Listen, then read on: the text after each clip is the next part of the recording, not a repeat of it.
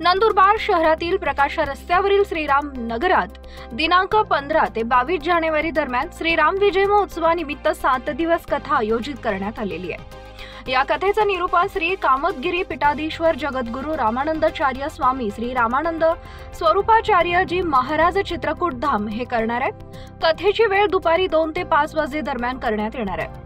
या दरम्यान विविध कार्यक्रमांचं आयोजन करण्यात आलंय अशी माहिती पत्रकार परिषदेत श्री 108 श्री महंत परमपूज्य संत तारादास जी महाराज यांनी दिली आहे।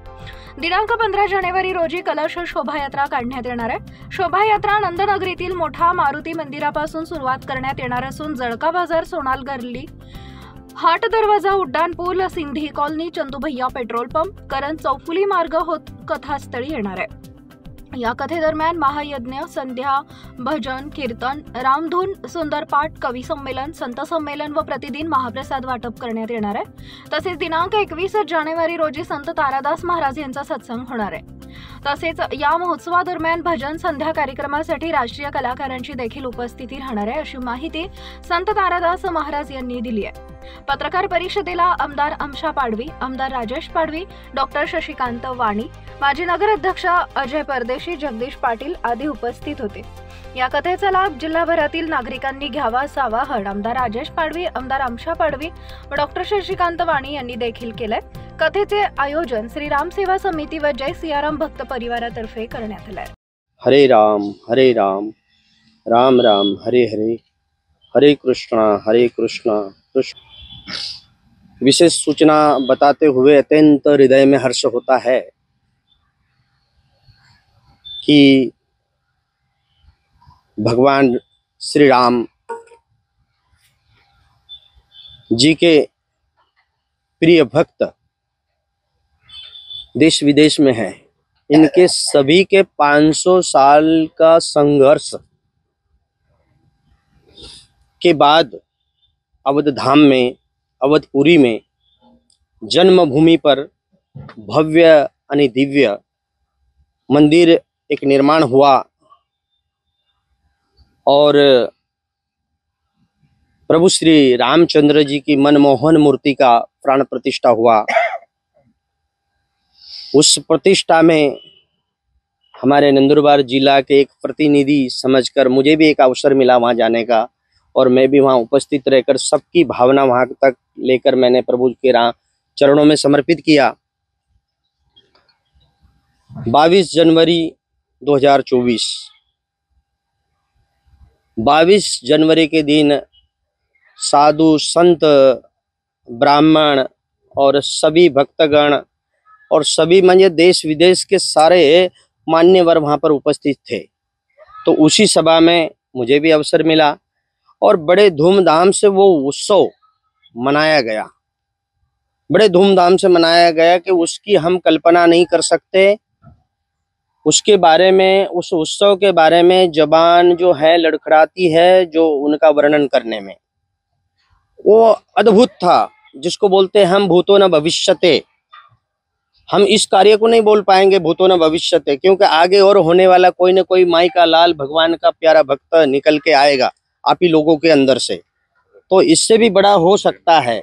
तो इस कार्य को हम भूतो भविष्य नहीं कह सकते, परंतु जो अयोध्या में हुआ निश्चित वो भूतो न भविष्यते ऐसा कार्य था। तो वहां से ऐसी प्रेरणा मिली कि यहाँ पर गिने चुने लोग मान्यवर आए हैं, तो क्यों नहीं मैं मेरे नंदुरबार जिला में, मैं 35 साल से भगवान नाम का प्रचार कर रहा हूँ और ये उत्सव क्यों ना मैं वो जिला में, वो नंद नगरी में करूं, ताकि सारे भाविक भक्तों को वो उत्सव का लाभ मिले, वो आनंद ले सके और हमारी आने वाली पीढ़ी को एक प्रेरणा मुझे मिली इस प्रकार से।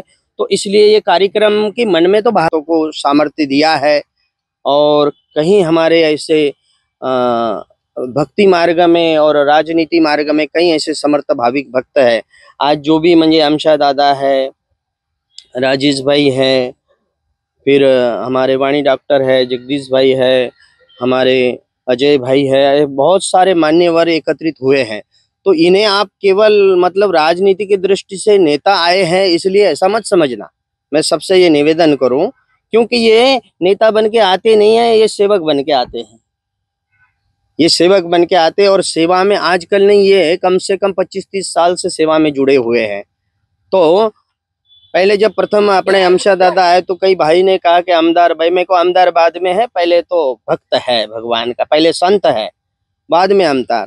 तो ये सभी मतलब लोग सामर्थ्य परमात्मा ने दी है। तो कई भक्तों ने मुझे एक उत्साहित किया कि बापूजी, मैं सोच रहा था कि इतना बड़ा खर्चा कैसे होगा, किस ढंग से होगा, जिला लेवल पर कर रहे हैं, पर मेरे परमात्मा ने भक्तों को ऐसी प्रेरणा दी और भक्तों ने कहा कि बापूजी आज तक 30-35 साल में कौन सा काम रहा जो ये रहेगा, आप शुरुआत करो, हम है ना, हमारे पास जो है वो कब काम में आएगा। तो मुझे एक ऊर्जा मिल गई और मैं ये कार्यक्रम की श्री राम जय राम जय जय राम शुरुआत कर दी। तो इस कार्य की शुरुआत 15 जनवरी से 22 जनवरी नंद नगरी में होने जा रहा है और इसी के लिए मेरे सभी पत्रकार मीडिया भाई लोगों को निमंत्रण किया गया है। तो क्योंकि कई काम हम करेंगे, कई काम जो आप करते हैं वो हम नहीं कर पाएंगे, वो आप कर पाओगे जन जन तक और पहुंचाने का काम। और मीडिया की एक विशेष भूमिका रहती है और आप लोग निभाते हो, उसमें 19-20 एक आधे रहते भी, उस पर ध्यान नहीं देना पड़ता। हाँ, रहती चाराने की बात और 12 ना करके देते हैं दुनिया को, पर आप लोग उनमें से नहीं हो। आप लोग बहुत अच्छे हो, संतों के सानिध्य में रहते हो, अच्छे काम करते हो, तो आप लोगों को भी खूब खूब आशीर्वाद है। और मैं कल्पना करता हूँ, भावना करता हूँ, अपेक्षा करता हूँ कि ये कार्य आप जरूर जन जन तक पहुँचाएंगे, है ना। तो सबका रोल है इसमें, पत्रकार का रोल है, तन वाले का भी रोल है, भजन वाले का रोल है, साधु का रोल है, ब्राह्मणों का रोल है और हमारे जो मान्यवर है राजकारण में उनका भी रोल है। तो ये सभी काम हमारे सनातन में कहाँ है कि तन मन धन से ये कार्य भगवान का सनातन का कार्य होता है। तो इसमें तन भी है, मन भी है, धन भी है, सभी उपलब्ध है और सब मिलकर हम इस कार्य को चार चांद लगाए और पुण्य का भागीदारी बने। वैसे परमात्मा जिनको पात्र बनाते हैं वो बड़े पुण्यात्मा होते हैं। बहुत सारे लोग हैं संसार में, पर इस कार्य के लिए वहां पर भी हजारों लाखों साधु आए थे, हजारों में साधु थे, पर उसमें ये प्रेरणा मुझे मिली, ये मेरा सौभाग्य समझता हूँ। और मैं तो समाज के लिए ही काम कर रहा हूँ, मेरा जीना मरना समाज के लिए ही है। तो मुझे बहुत खुशी हो रही है कि मेरे नंदुरबार जिला में जो साल का वर्धापन दिवस बोलते हैं, जो साल का वर्षगांठ बोलते हैं, आज 31 दिसंबर है, पूरा हो रहा है। कल से आने वाला समय मतलब 1 जनवरी 2025 शुरू हो जाएगा। तो 22 जनवरी का ये 15 जनवरी से 22 जनवरी तक ये भव्य दिव्य कार्यक्रम करने के लिए आपको हमको परमात्मा ने माध्यम बनाया है। बड़ा सौभाग्य मैं समझता हूँ। मैं सभी को, देशवासियों को, मतलब देशवासियों को भी बोल रहा हूँ, पूरा राज्य के जो भक्त परिवार है उनको भी बोल रहा हूँ और जो जिला के हैं उनको भी मैं बोल रहा हूँ कि इस भव्य दिव्य कार्यक्रम में सम्मिलित होकर पुण्य का भागीदारी बने, अपने जीवन को सफल बनाए। इन्हीं शब्दों के साथ मेरी वाणी को विराम। सभी को जय सिया राम। कथा का टाइम बता दिया। कलश यात्रा जो है 15 तारीख को अपने मोटा मारुति है, हमारे नंद नगरी के मीडिया है वो, है ना। तो मोटा मारुति से शुरू होगी, पूरे मतलब वो जलका बाजार बोलते ना, और फिर सुनार गली पूरी, हाँ शराब बाजार, फिर वहां से यात्रा आएगी अपने हर दरवाजा, उड़ान फूल, फिर अपने जो सिंधी भाइयों की जो पूरी बाजार है, गली है वो, फिर वहां से मुड़ के पेट्रोल पंप जो है अपने चंदू भैया के, वहां से मुड़कर फिर यहाँ करण चौफुली, और करण चौफुली से प्रकाशा रोड, श्री राम तीर्थ, कटारिया मॉल के सामने, हाँ, इस प्रकार का आयोजन किया गया है और आप लोग सभी इस प्रकार से पधारे और आनंद लें, है ना। प्रकार की रहेगी क्योंकि इसमें अनेक प्रकार के कार्यक्रम है, राम कथा भी है, यज्ञ भी है, संध्या भजन जो हमारे मान्यवर कलाकार वो भी है, और रोज के प्रतिदिन भंडारा भी चलेगा, साधु संत भी दर्शन होगा, ब्राह्मण भी आएंगे, सभी भक्तवान मान्यगण आएंगे। तो 15 तारीख शोभा यात्रा रहेगी नंद नगरी में सभी भक्तों के साथ।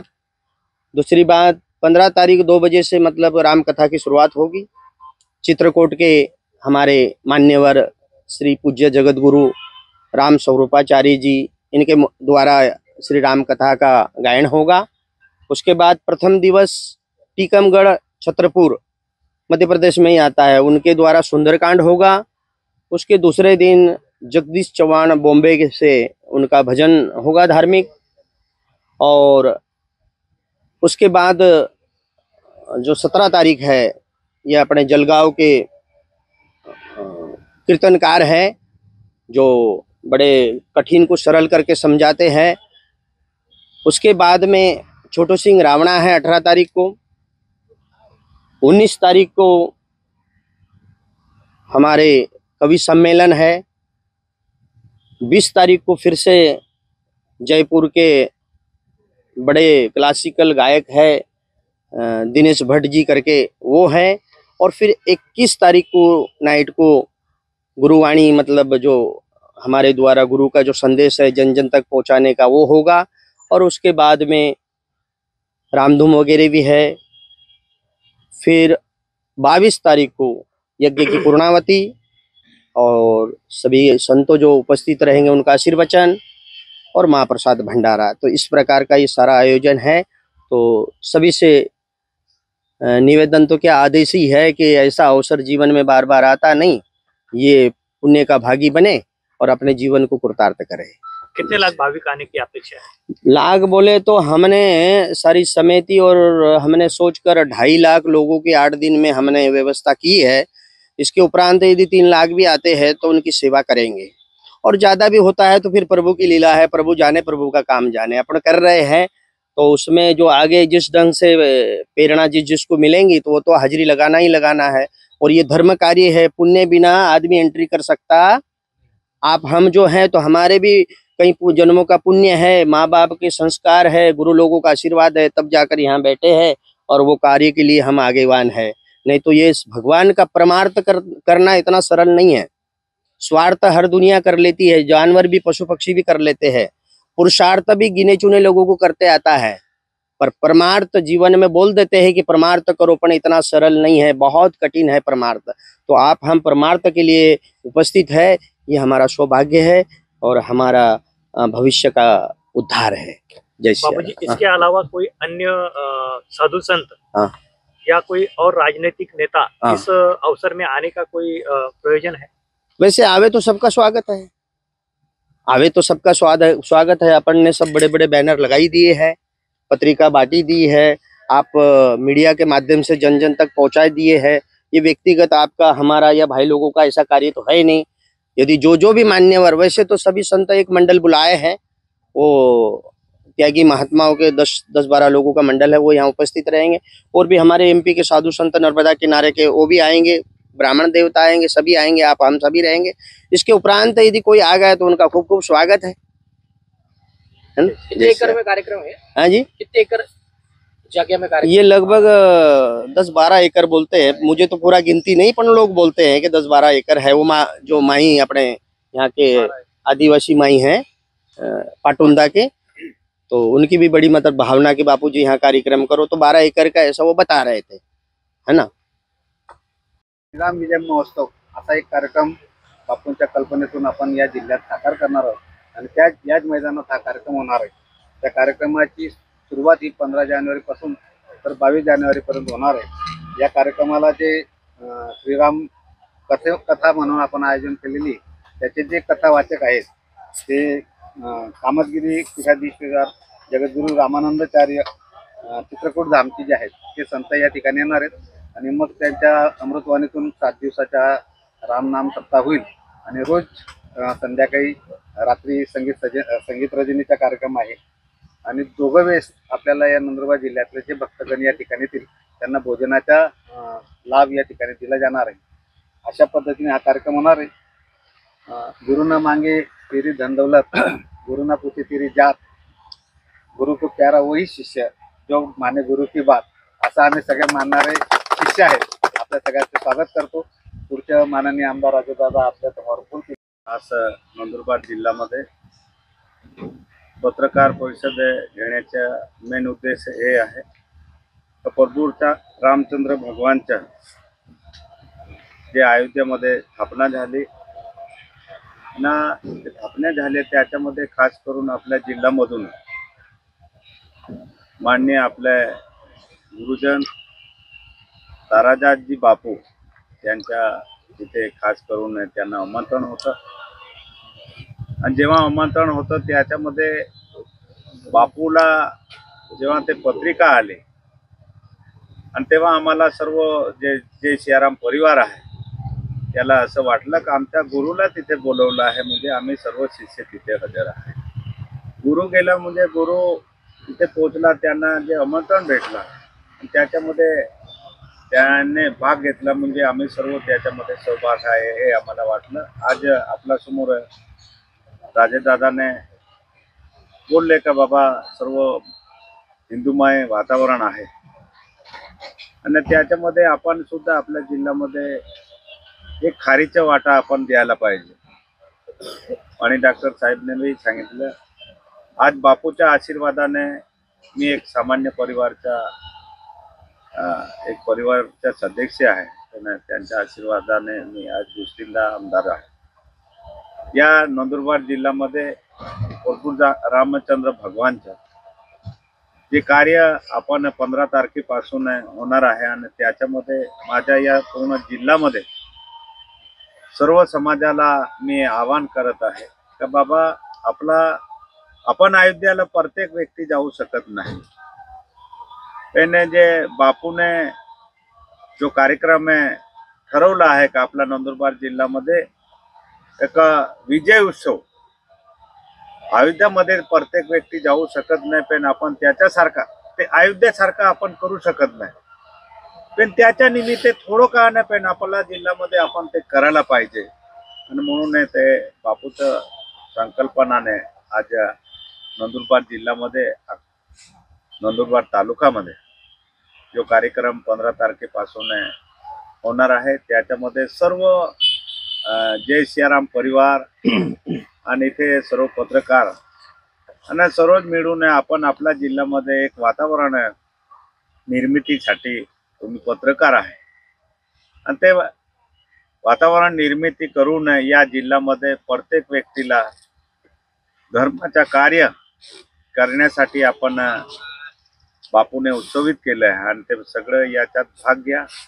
आणि जे कार्यक्रमामध्ये आपले संत महात्मा जे येणार आहे भगवान रामचंद्राचे जे चरित्र गाथावर बोलणार आहे आणि ते सर्व भाविक येऊन जर ते ऐकून घेतील आणि त्याच्यामध्ये प्रत्येक व्यक्ती आपल्याला माहिती आहे, प्रत्येकला माहिती आहे, पण तरी कोणीतरी सांगणारा गुरुजन राहिला आणि त्याचा जर एक शब्द ऐकून घेतल्यानंतर माणसाला वाटतो का मी गेलो होतो त्या कार्यक्रमामध्ये, मी बापूंच्या कार्यक्रमामध्ये गेलो होतो आणि तिथे ऐकून आल्यानंतर बापू कायम सांगता की हे रस्ता आहे, रस्ता पकडून ज्या तुमचे मंजिल सिद्धी भेटून जाणार आहे आणि त्या रस्त्याला जर चालून गेलं तर माझ्यासारखा एक सामान्य व्यक्ती आज आमदार आहे म्हणून तुमच्या समोर बोलतो आहे. नाही आमची काय हिंमत होते, आम्ही एक कोचरामध्ये पडणारे व्यक्ती, त्यांना त्या गुरु महाराजच्या आशीर्वाद बापूंच्या आशीर्वादाने आज आपण इथे बोलून राहिला. माझी सर्व नंदुरबार जिल्ह्याच्या